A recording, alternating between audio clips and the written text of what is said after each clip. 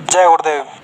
गुरु महाराज फरमाते हैं, समय की कद्र करो, समय रहते इस शरीर से भजन करो और भजन करके अपनी जीवात्मा को जगाकर उस मालिक तक पहुंचा दो जिसके लिए आपको ये शरीर सौंपा गया। जितने भी महापुरुष हुए, क्या उन्होंने अपने समय को बर्बाद किया? उन्होंने अपने समय को बाखूबी से अपने काम में लगाया, अपनी जीवात्मा को जगाकर उस मालिक तक पहुंचाने में उस समय को लगाया, तभी तो महापुरुष कहलाए। उन्होंने अपने एक एक पल को बाखूबी से बरता, उसका प्रयोग किया। अभी आपके पास जवानी है, इंसानी देह है और समृद्ध संत है। मतलब जब ये तीनों चीज मिल जाए तो भजन में देरी नहीं करनी चाहिए, भजन कर लेना चाहिए, क्योंकि भजन जवानी के दिनों में ही करना बताया। इसी समय आप समय की कद्र करो। समय की कद्र तब करोगे तब आपको बुढ़ापा आएगा। समय की कद्र तब नहीं करनी, अब करनी है, समय करनी है जब आपके पास जवानी है। जब आपके पास जवानी के दिन है तब आपको समय की कद्र करनी है। संत महात्माओं के अलावा समय की कीमत कोई बता नहीं सकता। वाल्मीकि जी पहले डाकू थे, संत महात्माओं के संपर्क में आए।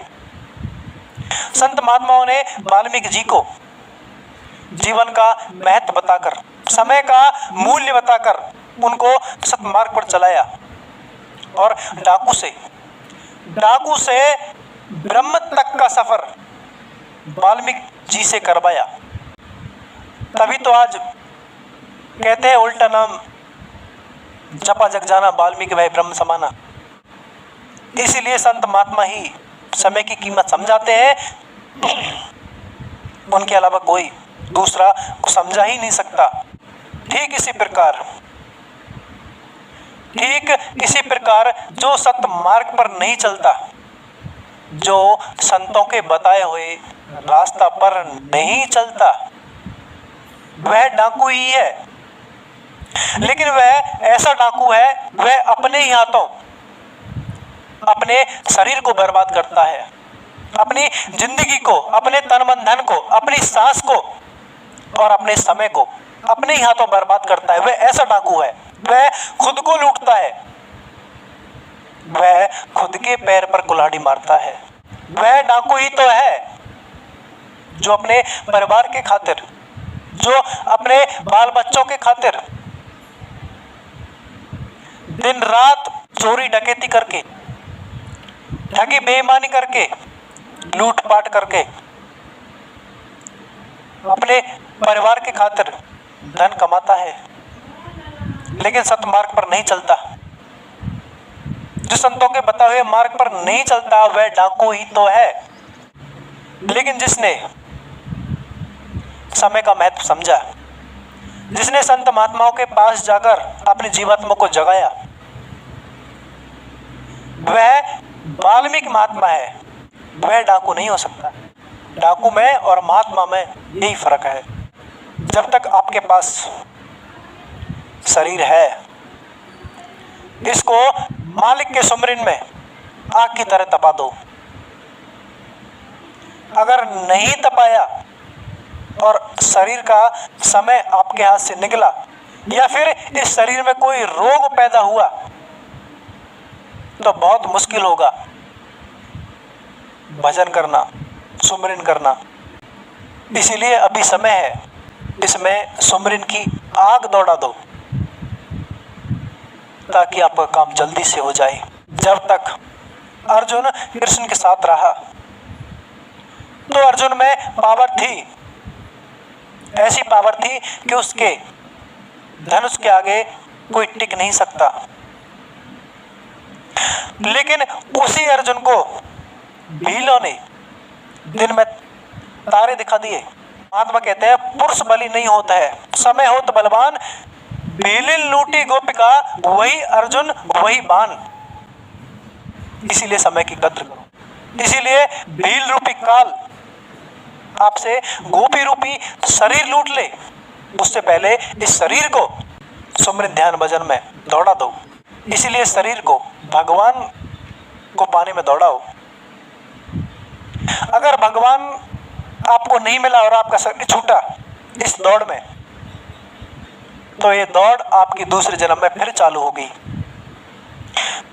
लेकिन आपसे छूटेगी नहीं, क्योंकि आपने जिसको खुदा बनाया वो सबका पालनहार है। वो आपकी दौड़ फिर से शुरू करेगा, आपको इंसानी जिस्म देकर आपको फिर सुमिरन ध्यान भजन में दौड़ाएगा, लेकिन आपका हाथ नहीं छोड़ेगा। देखो, शरीर की दौड़ तो सिर्फ शमशान तक है, और इस जीवात्मा की दौड़ भगवान तक है। इस शरीर की दौड़ तो आप हर बार पूरी करते आए, हर बार आप शमशान तक जाते रहे और इस शरीर की दौड़ पूरी होती रही, लेकिन अब की बार आपको जीवात्मा दौड़ानी है, इसकी दौड़ को पूरा करना है। क्योंकि अगर इसकी दौड़ पूरी हुई तो कभी आपको शरीर की दौड़ पूरी करने की जरूरत नहीं पड़ेगी, क्योंकि जब आत्मा परमात्मा में मिल जाएगी तो आप इस शरीर के कलेश से सदा के लिए छूट ही जाओगे। हर एक जीव का भगवान लक्ष्य होता है, इसलिए बहुत जरूरी है भगवान के दर्शन करना, जीवात्मा के लक्ष्य को पूरा करना, भगवान को पाना। अब की बार समय की कद्र करो, अब की बार अपनी जीवात्मा को दौड़ाओ, शरीर को रोक दो। जिन इंद्रियों ने अपनी पूर्ति के लिए आपको दौड़ाया, आपसे अच्छा खिलवाया, अच्छा दिखवाया, अच्छा सुनवाया, अब की बार इन इंद्रियों से आप अपनी दौड़ पूरी करो। अब की बार इन इंद्रियों से आप बदला लो, जीवात्मा की दौड़ को पूरी करो, इन इंद्रियों से जीवात्मा की मदद करो और उस भगवान को पालो। बस यही जीवात्मा का अंतिम लक्ष्य है। जय गुरुदेव।